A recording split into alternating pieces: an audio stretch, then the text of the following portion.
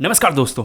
जब एनएवी 10 रुपये से 6 रुपये पहुंच जाती है और वहाँ से 18 रुपये पहुंचती है तो वहाँ पे आपका पोर्टफोलियो बनता है 9 लाख रुपए का। और नॉर्मली जब 10 रुपये से 18 पहुंचती है तो वो आपका पोर्टफोलियो बनता है 6 लाख का। तो 3 लाख का एक्स्ट्रा प्रॉफिट, ये कैसे हो सकता है? ठीक है। और जब हम लमसम करते हैं तो हम क्या क्या चीज़ों का ध्यान रखना चाहिए और जिससे हम अपने पोर्टफोलियो को एग्रेसिव बना सकें।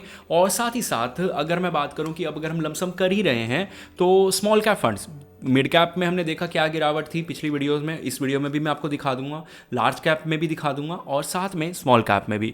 मेन फोकस वीडियो का स्मॉल कैप ही रहेगा क्योंकि पिछली वीडियो में लार्ज और आधे मिड कैप फंड में कवर कर चुका था। आधे का मतलब 4 टॉप उठाए थे, तो मोस्टली इन्वेस्टर्स उसमें कवर हो जाएंगे। ठीक है।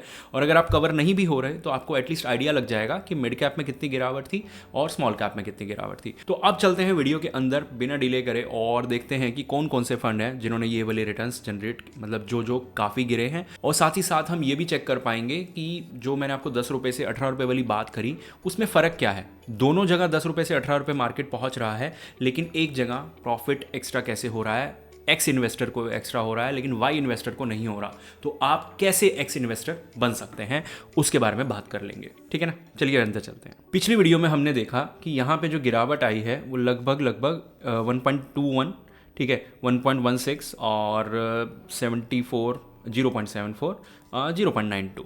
तो मेनली गिरावट 1.5 से लेकर 2% की रेंज में थी। ठीक है। सेम गिरावट क्या मिड कैप में थी? मिड कैप में मोतीलाल में उतनी गिरावट नहीं आई। ओवरऑल ये काफ़ी ज़्यादा गिरा हुआ है, लेकिन इसकी जो गिरावट है वो सिर्फ और सिर्फ 1% के आसपास थी। अब मैं सिर्फ क्यों बोल रहा हूँ? क्योंकि इसने यहाँ पे प्रोटेक्शन अपनी बहुत अच्छे से ऑन करी। कैसे? बाकी मिड कैप 1.5, 2% से ऊपर का गिरावट है अगर पूरे वीक की बात करूँ तो इन्वेस्को के अंदर, और बहुत बढ़िया अपने कैटेगरी एवरेज को बीट कर रहा है, स्टैंडर्ड डेविएशन बढ़िया है। तो लमसम के लिए एक अच्छी अपॉर्चुनिटी हो सकती है। लमसम के रूल्स के बिना अगर आप बाय कर लोगे तो बेवकूफ़ी हो जाएगी, तो वो बेवकूफ़ी आप ना करो। उसके लिए लमसम के क्या रूल्स हैं वो भी जान लेना बहुत ज़्यादा ज़रूरी है। HDFC मिड कैप में भी 1.44 की एक दिन के अंदर गिरावट, टोटल 2% कैटेगरी एवरेज को बीट करता हुआ आ रहा है। एडलवेस मिड कैप अपने कैटेगरी एवरेज के बहुत करीब चलता आ रहा है, लेकिन कुछ चंक्स हैं जहाँ पे इसने बीट किया है, यहाँ पे भी, यहाँ पे भी। और ये फंड 2% से अपने कैटेगरी एवरेज को लास्ट में बीट करता हुआ आ रहा है और गिरावट सबसे ज़्यादा है जो बहुत कम देखने को मिलती है। तो अब मैं इस फंड के बारे में एक्स्ट्रा बात क्यों कर रहा हूँ? क्योंकि बहुत सारे लोगों के पास एडलवेस मिड कैप है ही है। तो अगर आपके पास है तो लमसम की अपॉर्चुनिटी आपके पास बनती है। ठीक है। अब थोड़ा सा मैं आपको रूल्स बता दूं ताकि स्मॉल कैप पे जाने से पहले, ताकि आप बिल्कुल आंख बंद करके बाय ना कर लो, आप आंख बंद करके किसी के अंदर पैसा ना डाल दो, क्योंकि नुकसान होना फिर तय हो जाएगा। यहाँ पे 2% का भी ड्रॉप मिल जाए, 3 का भी ड्रॉप मिल जाए, कितना भी बड़ा ड्रॉप मिल जाए, आप अच्छे रिटर्न्स नहीं जनरेट कर पाओगे। समझ गए? तो वो कैसे करने हैं थोड़ा सा आइडिया दे देता हूँ, उस चीज़ को समझ जाओगे तो मेरे हिसाब से बहुत बढ़िया होगा। देखो, फर्स्ट रूल, अगर आपके पास 5 म्यूचुअल फंड हैं तो चलो आप एक ऐड कर सकते हो यहाँ पे, आपको जो भी पसंद आए। ठीक है। लेकिन ध्यान रखना, अगर आपके पास ऑलरेडी 2 मिड कैप हैं, 2 स्मॉल कैप हैं और 1 फ्लेक्सी कैप है, और आपको एक और मिड कैप या स्मॉल कैप लेने की चाह हो रही है, तो अपनी इस चाह को यहीं मार देना। क्योंकि आप ले तो लोगे, शॉर्ट टर्म में फ़ायदा भी जनरेट कर लोगे, लेकिन लॉन्ग रन में वो एवरेज होके इंडेक्स जितने रिटर्न देगा। यानी कि अगर आपके पास 3 मिड कैप होंगे तो आपके पास एक मिड कैप का इंडेक्स है, क्योंकि कभी कोई रिटर्न देगा, कभी कोई रिटर्न देगा। और अगर ऐसा नहीं होगा तो ओवरलैपिंग होगी। तो इनमें से एक चीज़ होना तय है, ये चीज़ का ध्यान रखो। हाँ, अगर आपके पास एक मिड कैप है, एक स्मॉल कैप है और दूसरे की जगह है, तो ये चीज़ का आप ध्यान रख सकते हैं। दूसरा एक चीज़ का ध्यान रखो, सपोज करो आपके पास अभी 5 लाख है, आपके पोर्टफोलियो की वैल्यू 2 लाख रुपये है, आपके हर फंड के अंदर 40,000 रुपये इन्वेस्टेड है। 40,000 मैं लिख नहीं रहा, तो यहाँ पे ऐसे मान लेते हैं कि ये 5 फंड हो गए। अब ये 5 फंड के अंदर आपको 5 लाख डिप्लॉय करने हैं। अब 5 लाख आप सोच रहे हो कि स्मॉल कैप और मिड कैप में काफ़ी गिरावट है, तो इनके अंदर 2.5 लाख रुपये डाल देता हूँ। 2.9 लाख, 2.9 लाख, 40,000, 40,000 और 40,000। अब ये कभी भी आपका पोर्टफोलियो बैलेंस्ड हो ही नहीं पाएगा, क्योंकि मैं कह रहा हूँ 80%, मेरे ख्याल से 80 से भी ज़्यादा, 5.8 ये और 1.2 ये, तो आप ये मान लो 80% आपका पोर्टफोलियो स्मॉल और मिड कैप है, और वो भी 2 ही फंड जिनके अंदर से आपको रिटर्न्स जनरेट करने हैं। अब आपको लगता है कि ये लमसम आपके पास दोबारा भी आ सकता है 5 लाख वाला, ठीक है, तो वेल एंड गुड है, आप उस पॉइंट पे इनको बराबर कर सकते हो, या फिर आप इनकी एसआईपी रोक दोगे और इसमें एसआईपी चला दोगे ताकि ये कल को बैलेंस हो जाए, लेकिन वो फिर उतना अच्छा स्ट्रेटजी नहीं रहेगी। स्ट्रेटजी ये अच्छी रहेगी कि बेशक इनके अंदर ज़्यादा डाल दो, 1.5 लाख रुपए आपने इसके अंदर डाल दिया, 1.15 1.5, और बाकी आपका जो 2 लाख रुपए बचा आपने 40 हज़ार इनके अंदर डाल दिया, और आगे एक बार और लमसम आएगा तो उसको बैलेंस करने के लिए आप यूज़ कर सकते हो। तो आप हर लमसम अपॉर्चुनिटी का फ़ायदा नहीं उठा सकते, कई बार आपको अपना पोर्टफोलियो डाइवर्सिफाई, कई बार पोर्टफोलियो बैलेंस करने के लिए भी उस अमाउंट को यूज़ करना होगा। होपफुली आप समझ गए होंगे। अब स्मॉल कैप पे चलते हैं, लेकिन जाने से पहले वो 10 रुपये से 18 रुपये वाली बात जो बहुत लोगों को जाननी है कि यार वो चीज़ कैसे काम करती है, तो ये देख लो।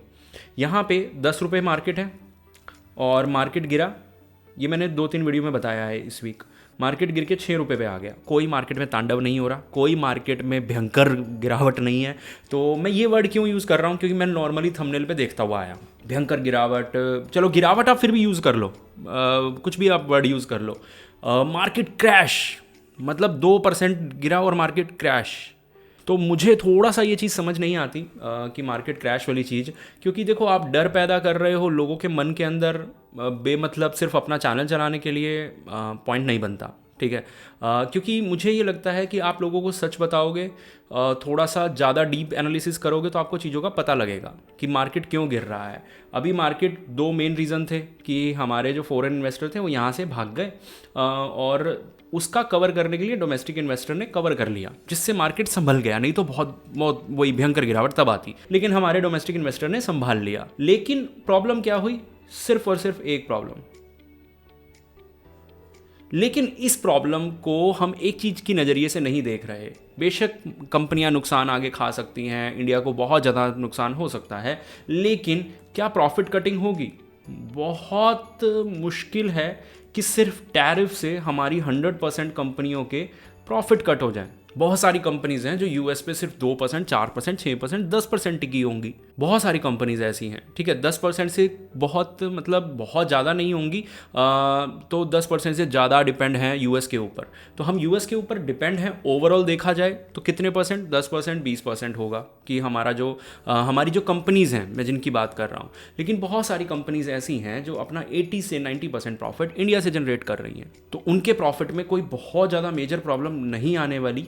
इसलिए अगर मार्केट यहाँ से 10 रुपये से 6 रुपये पहुँचा है तो टाइम है NAV बाय करने का, ताकि आपका पोर्टफोलियो 4,80,000 रुपये डाल के 9,50,000 का हो जाए। और अगर मार्केट में गिरावट नहीं आती, मार्केट स्ट्रेट चलता रहता है, जो कि अनलाइकली है, तो आपके पोर्टफोलियो के रिटर्न 6,50,000 होंगे, 6,36,000 हैं। अगर आप साफ साफ जूम करके देख पाएंगे तो 3 लाख का फ़र्क है। और ये अगर आपको कुछ भी कन्फ्यूज़न लग रहा है ना, तो यहाँ रोक के देख लो, ये स्क्रीनशॉट ले लो और ये स्क्रीनशॉट ले लो।